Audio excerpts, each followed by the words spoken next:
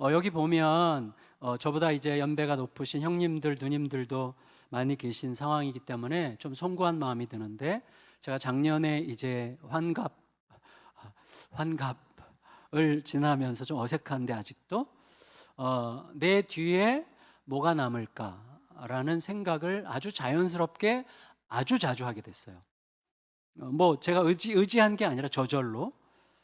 그러면서 아무래도 예수님을 묵상하게 되는데, 수많은 군중들을 끌고 다니셨던 예수님의 마지막은 왜 그토록 초라했을까? 이런 생각을 좀 하게 됩니다. 그리고 좀 생각을 발전시켜 보니까 예수님을 치열하게 따르려고 했던 분들이 예외 없이 다 그런 건 아니지만, 상당히 많은 분들이 그분들의 말년이 무척 인간적으로 볼 때는 그렇게 화려하거나 좀 그러지 않았어요. 막 소리들이 와 너무 좋았겠다 이게 없고, 좀 다소 초라한 이런 말년을 보냈어요. 대표적으로 사도들 중에 뭐 이렇게 편안하게 말년을 보낸 사람이 아무도 없어요. 사도들 모두가 다 매우 초라하게 지나갔죠. 지난 한 주간 동안 우리가 생각했던 C.S. 루이스라는 분, 스크루테이프의 편지 저자, 이 C.S. 루이스도 마찬가지고, 또 건축 역사에 아주 큰 전환점을 만든 스페인의 대표적인 건축자 가우디, 이분에 대해서 약간 부정적으로 좀 폄하해서 얘기하는 분들도 있는데, 진짜 전문가 얘기를 들어보니까 사실은 굉장히 중요한 인물이다 이런 얘기를 하시더라고요. 근데 어쨌거나 건축 역사에 굉장히 큰 획을 그은 가우디, 이런 사람들 다 마찬가지거든요. 예수님을 진짜로 따르고 싶었던 분들이에요. 진짜 예수님을. 근데 이들의 공통점이 있는데 무척 말년이 초라해요. 동시에 시간이 갈수록 그분들이 남긴 그분들의 삶과 그분들의 결과물들이 시간이 갈수록 엄청나게 많은 사람들에게 감동과 영감과 위로를 준다는 거예요. 그래서 그분들의 삶이, 또 그분들의 삶에 남긴 기준들이 우리들에게 어떤 거의 영구적인 텍스트가 돼요. 그러니까 삶의 기준이 되는 거예요. 생각만 해도 뭔가 흠모가 되고, 그분들이 이 땅에 계셨다는 사실 자체가 너무나 고맙고, 저도 최근에 가우디에 대해서 좀 알게 됐는데 생각을 정말 많이 하게 돼요. 여러분, 우리가 알듯이 사도들의 삶, 예수님의 제자들, 사도들의 삶과 그들의 글은 성경이 됐어요. 이건 이해하기 어려운 굉장히 비약적인 어떤 선물이라고 할 수가 있겠는데, 어쨌거나 사도들의 삶과 글은 성경이 됐고, C.S. 루이스 책 어마어마하게 많은데 그 대부분이 그렇고, 그 중에 한 권인 스크루테이프의 편지만 해도 지난주 경기도 화성시 향남읍 시골에 있는 한 교회에서만 수백 권이 사람들에게 배부가 됐어요. 지금 전 세계적으로 가장 스테디하게, 가장 꾸준하게 베스트셀러가 되는 책 중에 대표적인 분이 C.S. 루이스예요. 바르셀로나의 명물, 가우디의 대표적인 작품 사그라다 파밀리아라는 이 성당은 지금도 지금 이 시간에도 아마 수천 명이 거기 둘러싸고 지금 보고 있을 거예요. 그 안에 들어가기도 하고 전 세계 관광객들을 끌어들이고 있어요. 그분의 건축물이 스페인 이제 바르셀로나 여기저기 있는데, 물론 여러분, 그렇다고 해서 그러면 우리가 예수님을 닮겠다고 일부러 말년을 초라하게 보낼 필요는 없어요. 그건 되게 좀 우스꽝스러운 거죠. 중요한 건 뭐냐면, 예수 그리스도와 함께 가는 길은, 내가 진짜로 함께 가는 길은 그렇게 화려할 수 없다는 거예요. 그냥 어느 순간부터 좀 소박하고 낮은 곳을 향하는 게 분명해요. 화려하게 살면 안 된다 그 말이 아니에요. 자연스럽게 그런 결실들이 따라올 가능성이 많다는 거예요. 그런데 그 소박하고 평범하고 심지어 초라해 보이기까지 하는 그런 삶에서부터 눈부신 열매가 나오는 거예요. 여러분, 그게 십자가와 부활이잖아요. 그게 복음을 따르는 삶에서 나타나는 거죠. 선교팀, 이제 바울 선교팀은 지난주에 빌립보 선교를 했는데, 빌립보 사역이 끝나고 이제 거기서부터 한 150km, 160km 정도가 떨어진 데살로니가로 오늘 갑니다. 1절 같이 읽을까요? 1절 말씀 시작.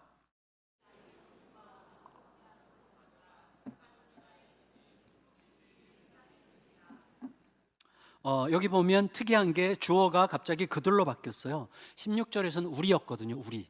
이 글을 쓴 사람은 누가죠. 그러니까 누가는 빌립보에 남았겠구나라고 상상할 수 있죠. 그리고 그들, 누가 외에 다른 사람들은 데살로니가로 간 거예요. 빌립보에서 막 지난주 우리가 생각했잖아요. 막 우당탕탕 하면서 막 큰 소동이 지나가는 동안에 갑자기 교회가 딱 남은 거예요. 빌립보, 기쁨의 교회라는 빌립보가 남았죠. 그리고 그 갓 태어난 어린아기 같은 교회를 돌보도록 아마 누가를 남겼을 것 같습니다.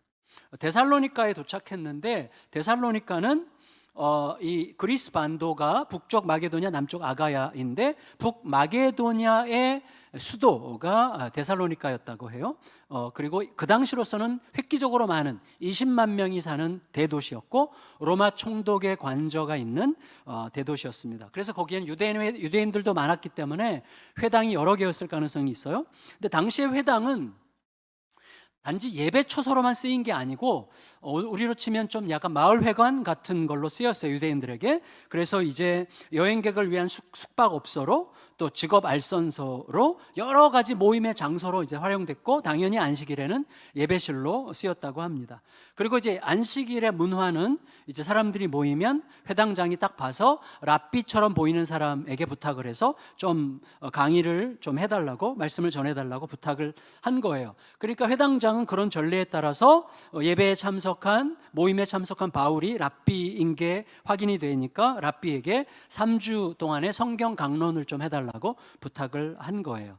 그런데 바울이 2절에서 강론을 했다라고 기록되어 있는데 강론이라는 말을 우리가 잘 이해해야 됩니다. 오늘 전체 주제와도 연관이 되는데 강론은 일방적으로 가르쳤다는 뜻이 아니라 의견을 주고받았다는 뜻이에요. 그래서 이렇게 질문하고 대답하면서 서로 대화하면서 하나님의 뜻을 찾아갔던 거예요. 이게 무척 중요합니다. 그리고 그 강론의 내용은 뭐였습니까? 구약의 모든 말씀들을 예수 그리스도를 중심으로 풀어내는 거였어요. 그게 뭐겠어요? 구약에 그렇게 많은 메시아를 기다리는 말씀들이 과연 누구를 향하고 있었던 건지, 또 그분이 어떻게 어떤 목적으로 이미 오셨는지, 그리고 그 예수님이 어떻게 해서 유대인들이 기다려왔던 바로 그 메시아가 맞는지, 그리고 그분은 왜 죽어야만 했는지, 왜 살아남아야만 했는지, 그분의 죽음과 삶은 도대체 오늘 우리들에게 어떤 의미인지, 이런 것들을 이제 쭉 이야기했겠죠.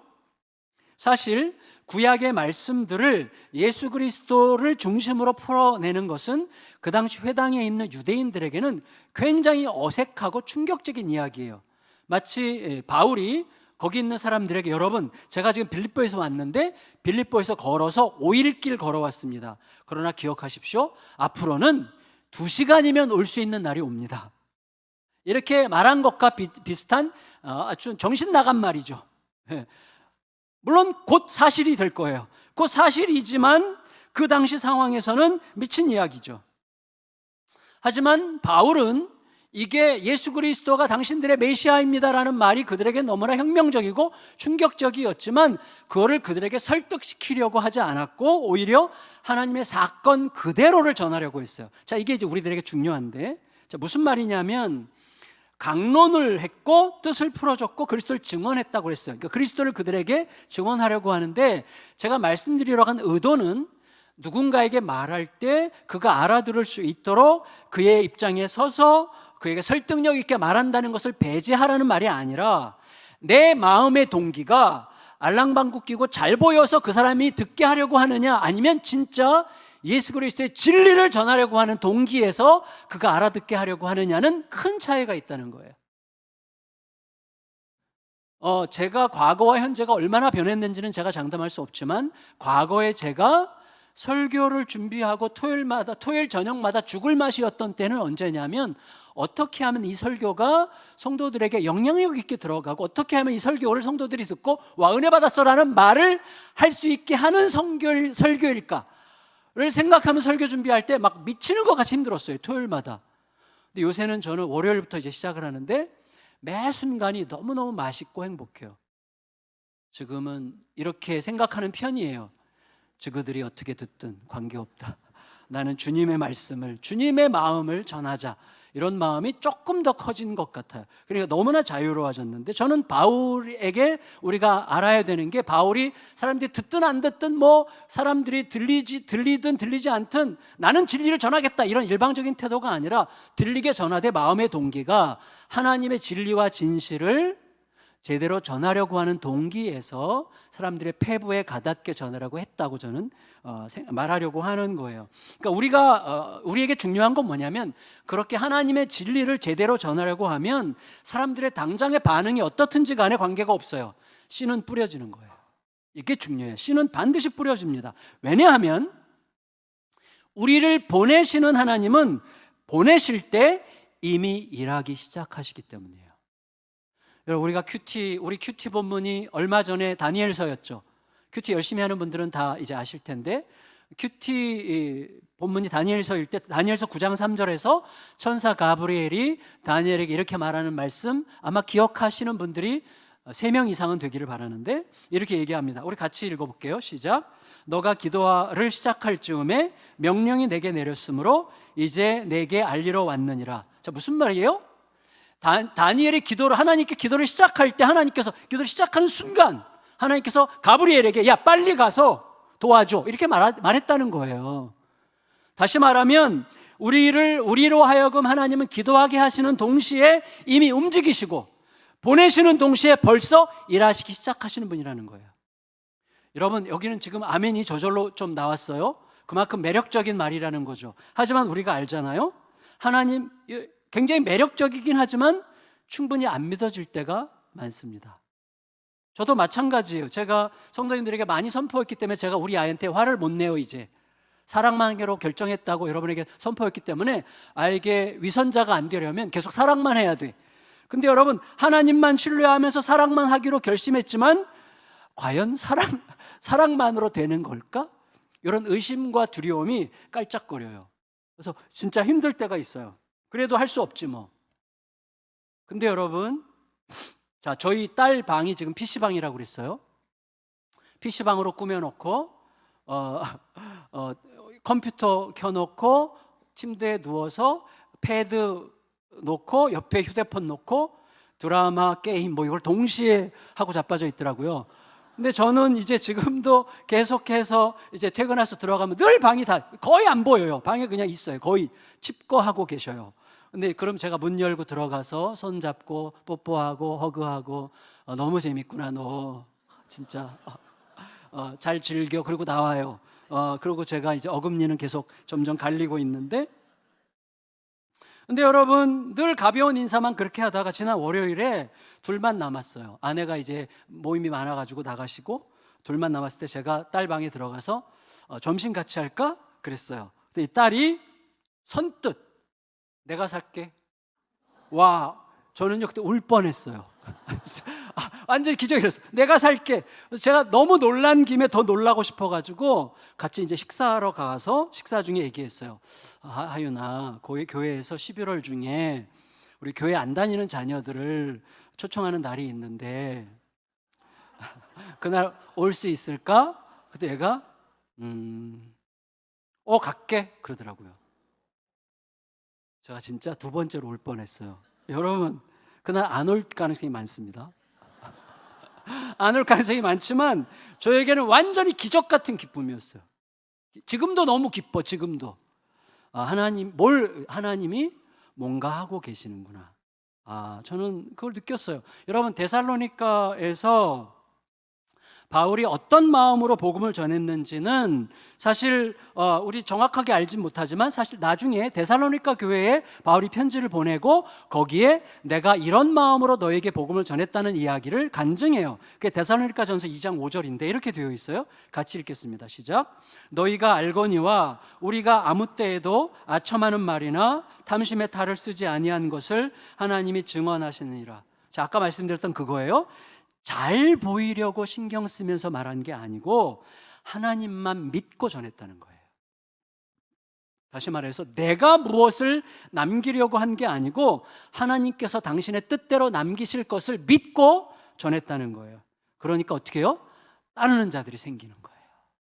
4절 읽을까요? 4절 시작. 그 중에 어떤 사람 곧 경건한 헬라인의 큰 무리와 적지 않은 귀부인도 고난을 받고 바울과 실라를. 여러분, 경건한 헬라인들, 경건한 이방인들은 누구예요? 유대인들을 통해서 예수님을 알게 됐고 예수님을 섬기는 자들이지만 이들에게는 뭔가 질문이 있는 거예요. 질문. 뭔가 안 풀리는 질문이 있는데 그러던 차 예수 그리스도 이야기를 들으니까 열쇠로 뭐가 탁 열리듯이 클릭이 딱 되는 그런 순간들이 온 거예요. 유대교는 그 당시 있었던 굉장히 이방 종교들의 난잡함에 비해서 유대교는 굉장히 단정하고 매력적인 종교예요. 하지만 그들이 그래서 유대교인이 되려고 했지만 결정적인 삶의 열쇠까지는 얻지 못했던 거예요. 뭔가 내 안에 자유가 생기고 족쇄가 풀리고 내가 이제 받아들여졌다는 어떤 자유의 확신이 들어오는 데까지는 이르지 못했던 거죠. 근데 그리스도가 딱 들리니까 기가 딱 열리는 거죠. 문이 활짝 열리게 됐던 거예요. 하지만 데살로니가 사역이 이제 어떻게 끝납니까? 갑자기 기득권자들의, 데살로니가에 있는 기득권자들, 유대인들의 시기심이 촉발하면서 갑자기 선교팀이 깨갱하면서 초라하게 그냥 사라져요. 선교팀이 아주 초라하게. 기득권자들의 시기심이 얼마나 거셌는지 불량배들을 동원해서 폭력을 씁니다. 그 폭력성 앞에서 바울은 종적을 감추죠. 여러분, 복음 사역이 펼쳐질 때 거칠은 이 역풍은 거의 필연적이라고 할 수도 있어요. 그래도 그때마다 너무나 안쓰럽고 그때마다 초라해집니다. 5, 6, 7절 읽을까요? 5, 6, 7절 시작.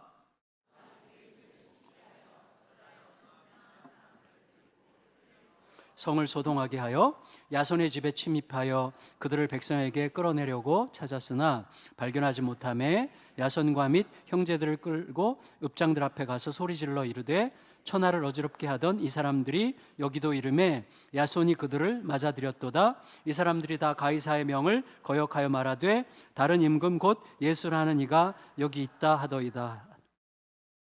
여러분 꼭 기억하세요. 우리는 종종 복음과 종교를 구분하죠. 복음은 하나님의 오르심에 나를 맡기는 거고 종교는 하나님이 오르시다고 나는 판단해 라고 하는 자기 판단에 자기를 맡기는 거예요. 그럼 어떻게 되죠? 매사에 자기 판단을 따르는 거예요. 하나님 대신에 내가 최종 판단자가 되는 게 종교예요. 그래서 내가 하나님께도 이렇게 하면 하나님 좋아하실 거야, 이렇게 하면 싫어하실 거야 하는 내 기준에 따라 움직이는 게 종교예요. 근데 문제는 뭐냐면 복음은 하나님의 뜻을 따라 움직이고 종교는 이미 내 기준이 기득권이 된 거예요. 그래서 내 기준에 안 맞는 사람이 다 꼴 보기 싫어. 근데 하나님의 뜻을 따르면 어떻게 되죠? 내 기준에 안 맞는 사람도 지금 하나님이 그들을 사랑하시기 때문에 내가 함부로 비판할 수 없어요. 이 복음과 종교의 큰 차이예요. 복음은 하나님의 뜻을 따라 움직이고 종교는 기득권이 생겨서 기득권 수호자들의 시기심과 질투심을 따라 움직여요. 그런데 현상적으로 보면 거의 항상 종교가 복음을 이겨요. 왜냐하면 종교는 폭력을 써요. 종교는 폭력을 써서라도 지키려고 하는 강렬한 기득권이에요.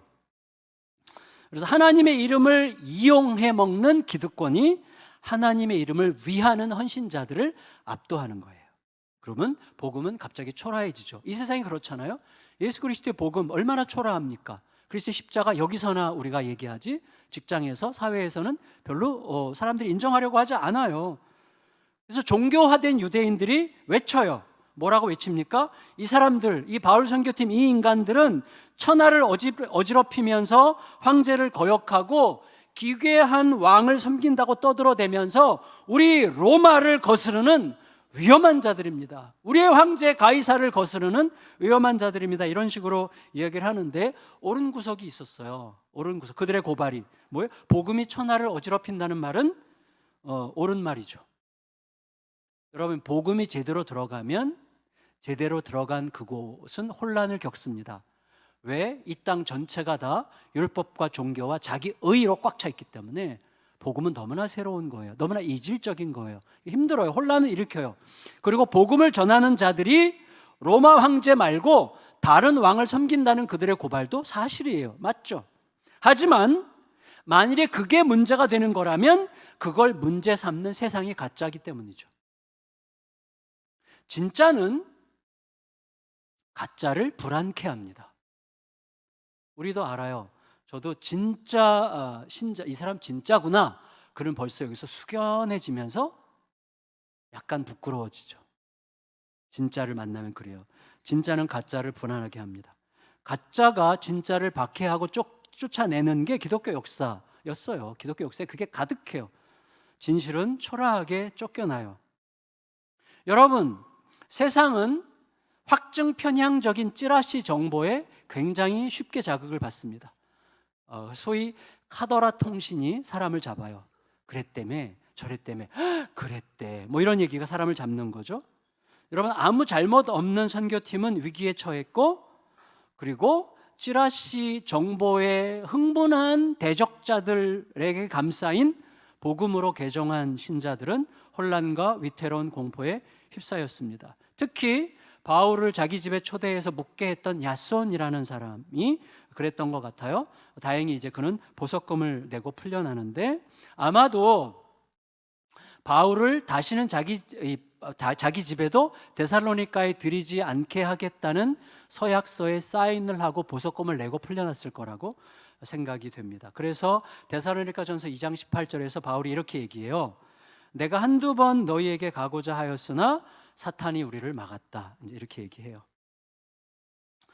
여러분, 그런데 우리에게 진짜 중요한 건 뭐냐면, 이렇게 복음이 초라해지고 종교가 득세하고 현실이 너무나 현실이 훨씬 더 승리적이고 복음을 따르는 그리스도의 길은 너무나 초라하고 안쓰럽게 보이고 아무것도 아닌 것 같고 교회에서나 통하는 것 같은 그런 현실일지라도 진짜로 중요한 건 뭐냐면, 이러한 부당한 고통과 초라한 결말 끝에 교회가 남는다는 거예요.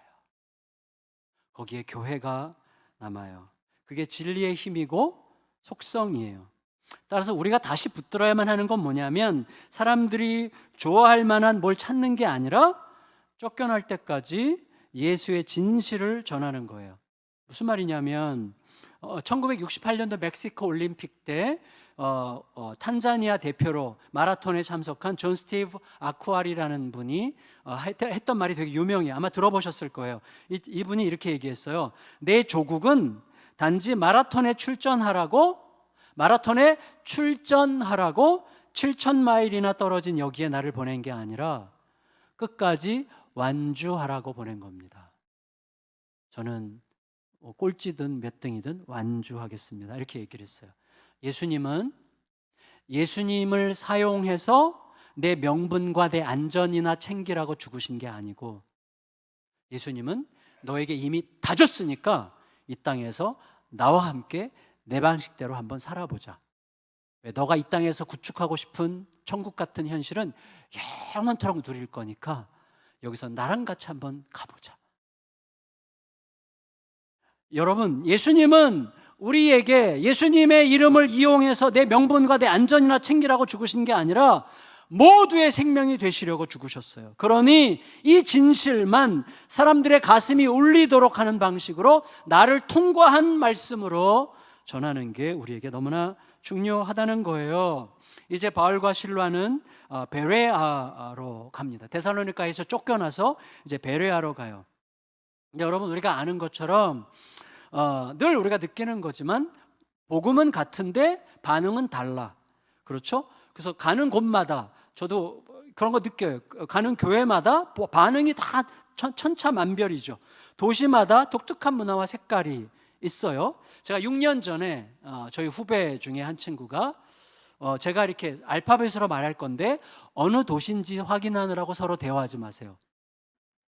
이 친구가 D 도시에서 담임 목회를 하던 중이었는데 거의 쫓겨나듯이 이제 그만뒀어요. 그리고 이제 J 도시에 있는 교회가 청빙해서 글로 갔어요. 그런데 이야기를 나눌 기회가 있을 때마다 이 친구가 늘 하는 말이, 형님, 저 지옥에서 천국으로 온 느낌이에요.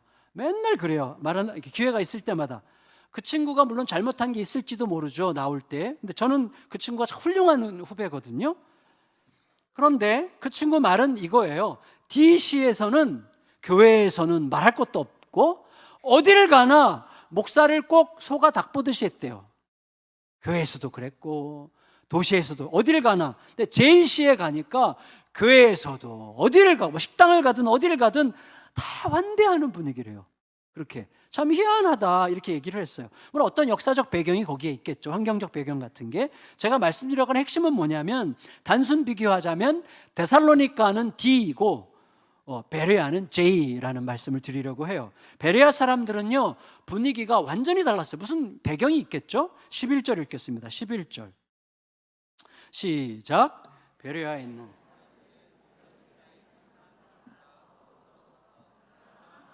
말씀을 받고 이것이 그러한가 하여 날마다 성경을 상고함으로. 무엇보다도 베레아 사람들은 더 너그러웠대요. 더 너그러웠다.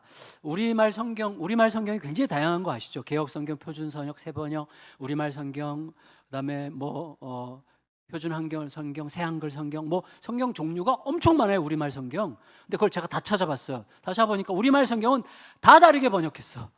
더 너그러웠다는 말은 어떤 거는 더 신사적이었다, 더 성품이 고상했다, 더 고결했다, 더 교양이 있었다, 더 마음이 트였다, 여러 가지로 번역을 했는데 영어 성경이 더 많죠. 종류가. 영어 성경은 근데 대부분이 하나로 번역했어요. 똑같이 more noble이라고 번역했어요. 이게 좀 유게네스라는 헬라어에 맞는데 가문이 좋다, 귀족적이다 이런 뜻인데, 그러니까 편견 없이 도량이 넓고 사려가 깊었다 이제 이런 뜻이에요. 근데 여러분, 이런 단어의 의미보다 더 중요한 게 행동이에요. 그 행동과 단어가 일치해야 단어가 성립하는 거죠.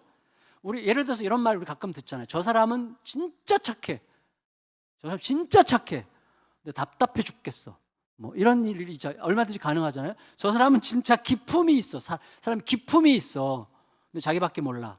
이럴 수도 있는 거잖아요.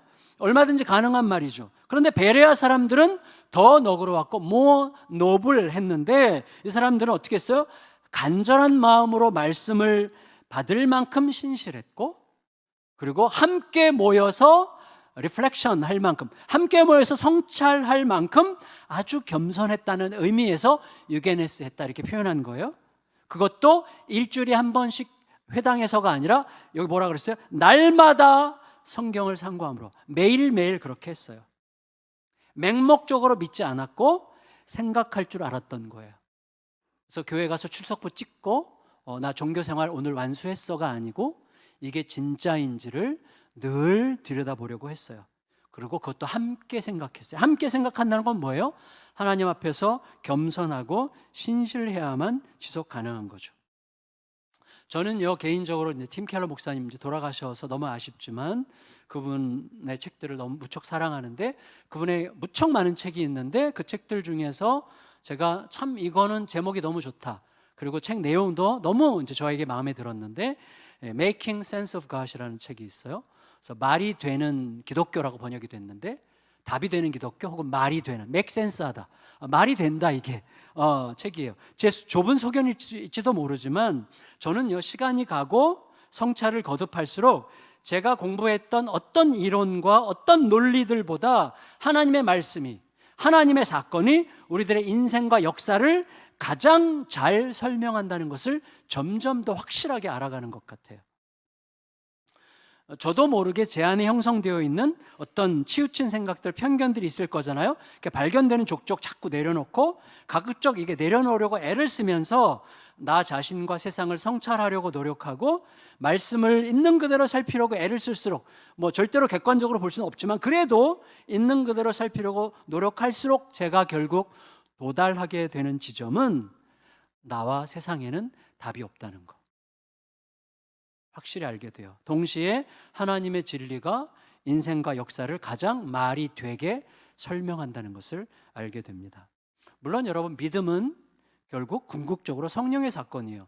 믿음이 생긴다는 건 성령의 사건인데, 근데 우리가 절대로 잊지 말아야 되는 게 뭐냐면 성령님은 우리의 지식과 경험과 성찰을 충분히 사용하세요. 성경의 기록이잖아요. 그게 바울이 쓴 말씀과 베드로가 쓴 말씀이 확연히 달라요.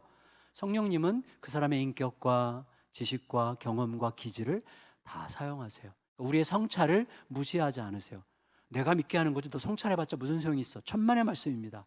성령님은 우리들의 인격과 기질과 성찰과 생각과 고민을 사용해서 하나님의 진리를 계속 내 안에서 더 확연하게 발견해 가게 하시는 거예요.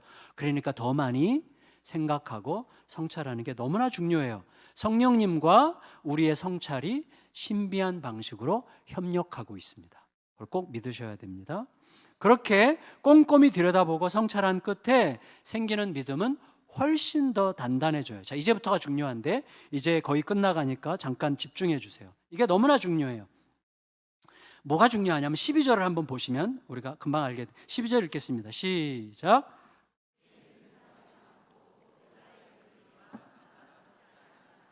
자, 남자가 적지 아니했다. 이 표현이 독특한 표현이에요.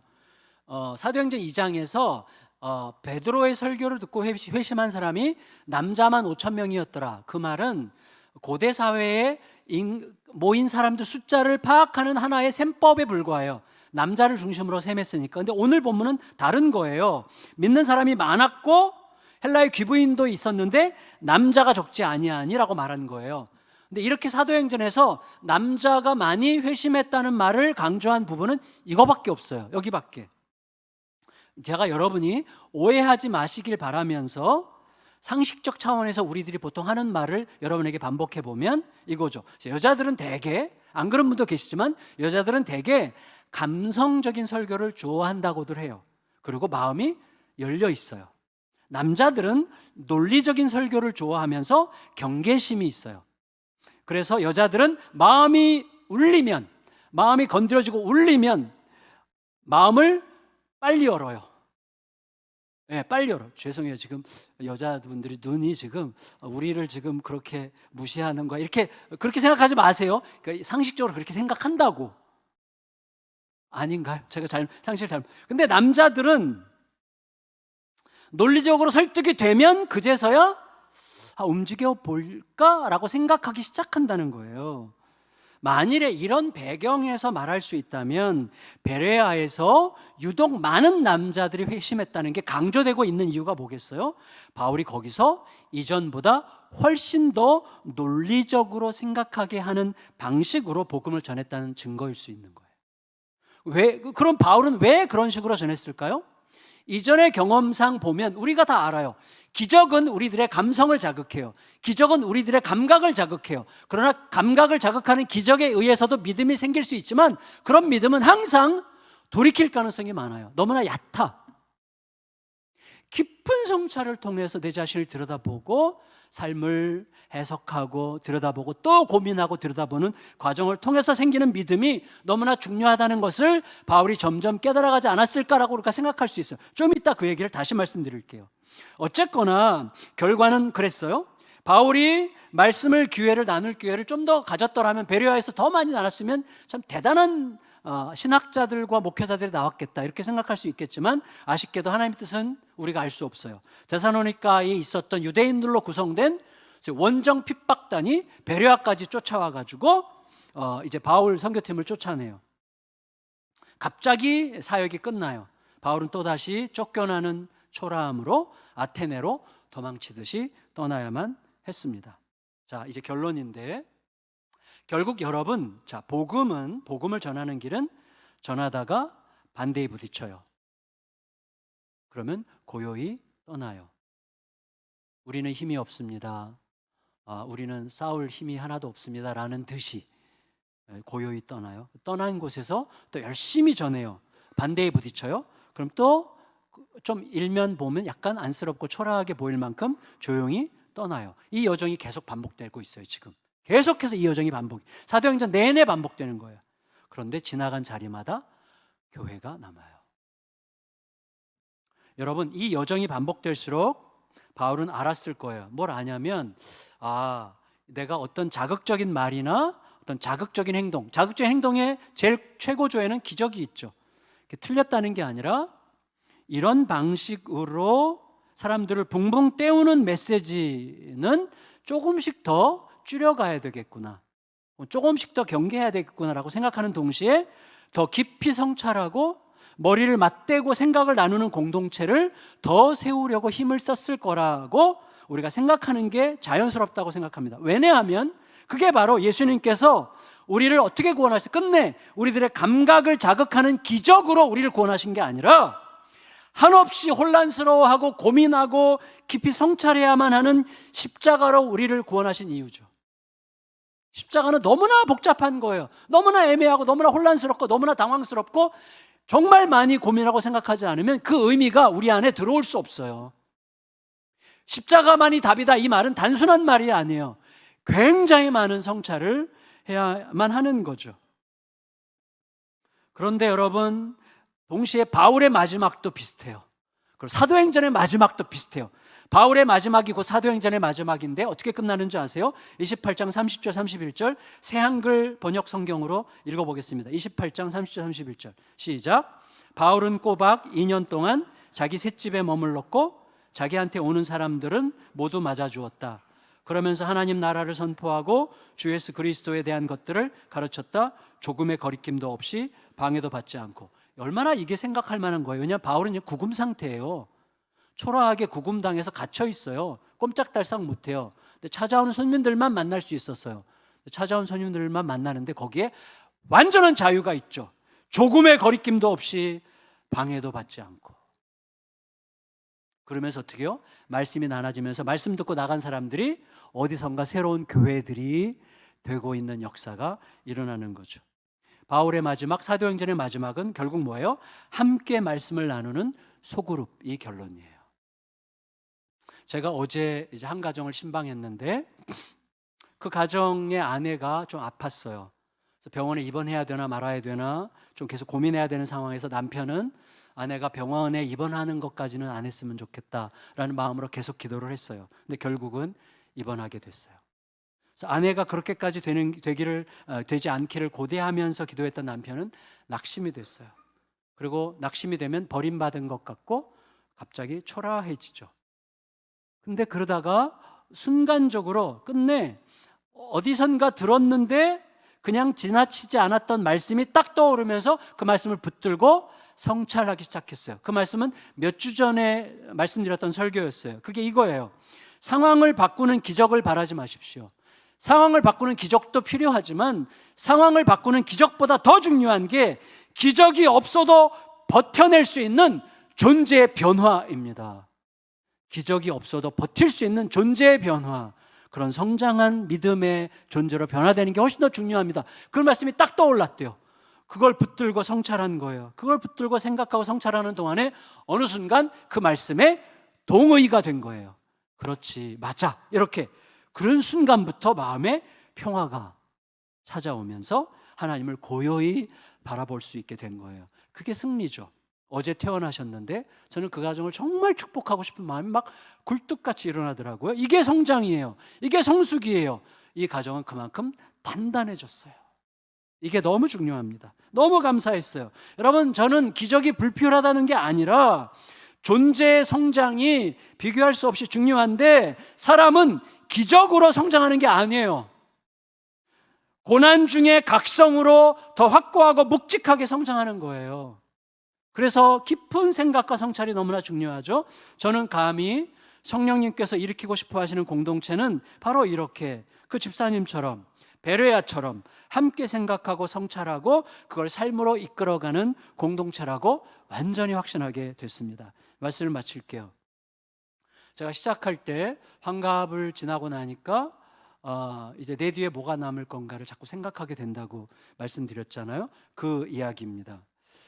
여러분, 우리가 어릴 때만 해도 IQ 굉장히 중요하게 생각했는데 이제 그 시대가 어느 정도 지나가고 EQ가 왔죠. 이모션 쿼션이 왔어요. 이모션 쿼션트가 뭐예요? 감성 지수. 그 다음에 온 게 뭐예요? SQ죠. SQ. 스피리추얼 쿼션트라는 게 영적인 어떤 지수가 굉장히 중요하다고 얘기했는데 10년 전부터 나온 이야기가 NQ예요. NQ. 네트워크 쿼션이라는 거예요. NQ. 다시 말하면 공존 지수예요. 공존 지수.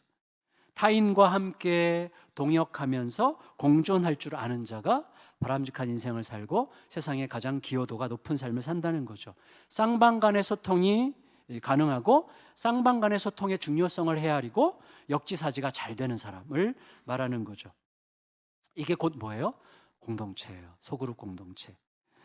정신없이 분주하기만 하면요, 목회자들도 자기는 절대 그렇게 생각하지 않지만 나는 절대 헛된 길 안 갈 거야. 나는 절대로 타락하지 않을 거야. 나는 절대로 옳은 진리를 따라갈 거야라고 하면서 엉뚱한 짓 하게 돼요. 저도 그걸 알아요. 제가 그런 존재라는 걸 느껴요. 그래서 목회자가 점점 스스로 자기에게 어떤 결정권이 있고 내가 뜻하는 대로 뭔가 움직이는 것 같고 내게 어떤 힘이 있다고 느껴지잖아요. 자기도 모르게 타락하는 거예요. 원성이 높아지고 쉽게 정죄하고 판단하고 그리고 성도들이 미워지고 이렇게 되는 거예요. 근데 내게서 기득권이 생기지 말아야만 모든 사람을 함께 품을 수 있고 가는 거죠. 근데 사람이 혼자서는 절대 못하는 거예요. 이게 혼자서는 절대 못해요. 그래서 저는 엄청난 은혜를 받은 사람이에요. 왜냐하면 개척 초기부터 저를 야단칠 수 있는 사람이 최소한 서너 명이 있는 10여 명이 모이는 공동체를 매주 갔어요. 매주 하나님께서 그렇게 허락하셨어요.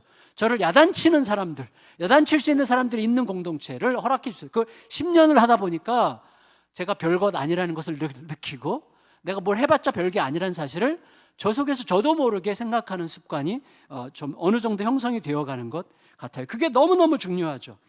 여러분, 그러면서 더 시간이 가면서 더 알게 되는 건 뭐냐면 이거예요.